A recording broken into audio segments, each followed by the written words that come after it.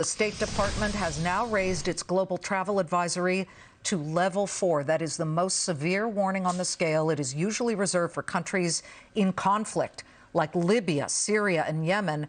And essentially, this order now warns Americans not to travel at all anywhere outside of the United States. So check the Dow right here. We're up about 209 points. Meanwhile, over in the UK, London is facing what could be a very similar lockdown to those seen in other European cities. UK Prime Minister Boris Johnson warning he is, quote, prepared to take further and faster measures to tackle the coronavirus. And we now hear that the London Tube, the underground train, is now shutting down stations. Our next guest is in London, representing more than 200 CEOs and presidents of the world's leading travel and tourism companies. Names like United Airlines, Uber, Carnival Cruise Lines, Airbnb, and MGM Resorts. President and CEO of the World Travel and Tourism Council, Gloria Guevara, joins us live from London in a Fox Business exclusive. Gloria, thank you for being here. You're in London right now. What are you hearing? What are you seeing? Is London not entirely sealing itself off, but shutting down in most parts? What are you hearing? Thank you for having me. Unfortunately, we are moving to that direction. And of course, the priority is to stop the spread. So we are entering into a semi-lockdown. Tomorrow, there are no more schools for like a month. And then, as you mentioned, no underground or tube. And people are requested to stay home like in the rest of the world. The UK entered this phase based on the announcement from the Prime Minister, and their approach has been a little bit different than the other countries in Europe. However, we are reaching a point that now we need to move to the lockdown as the rest of Europe as well. Well, certainly the travel industry is very much locked down or at a complete standstill, almost asleep at the moment. It had to be put into this bizarre coma because everybody is stopping, particularly the cruise ships, as we know. But you have big CEOs from Royal Caribbean to, for example, Hilton. The Hilton CEO sits on your board, Chris Nassetta. Let's talk about that. He is on your company's board. Yesterday, I'm sure you heard, a hedge fund manager, Bill Ackman, said Hilton is going to go bankrupt if the United States does not shut down for 30 days.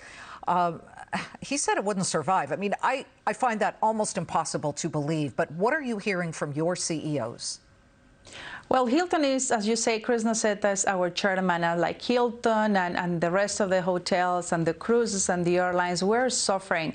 As I say, the priority is to stop the spread, but we also need to understand that travel and tourism contributes to 10% of the GDP. 1 in 10 employees or 1 in 10 jobs in the world depend on our sector, and we are estimating that 50 million jobs are at risk.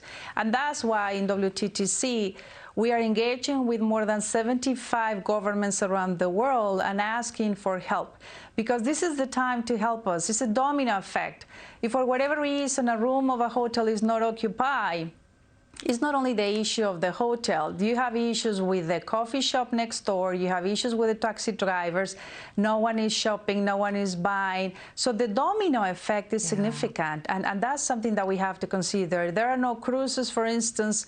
More than 1,000 destinations around the world are impacted. If there are no planes or no flights, it's the same situation.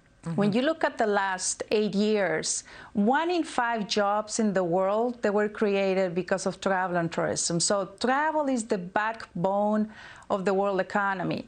If we don't have travel, we have a significant impact. So we're asking the governments to help us with 3 different measures.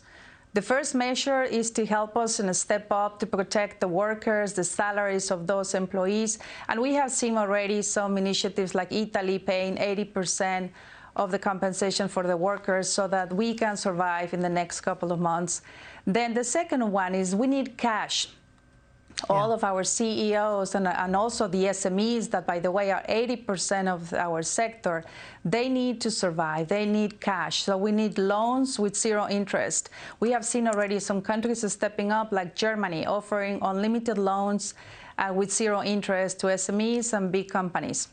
Third one is we need some help because we either pay taxes or we pay the employees. So we would like to defer taxes for 1 year or reduce or waive some sort of taxes or dues from governments so that they can help us to weather the storm. Because if we don't weather this storm, as I say, at least 50 million jobs will be impacted. Just in the U.S. alone is 4.6 million, by the way. It is just it's significant. Very significant. Gloria Guevara of the World Travel and Tourism Council. Hang tough in there.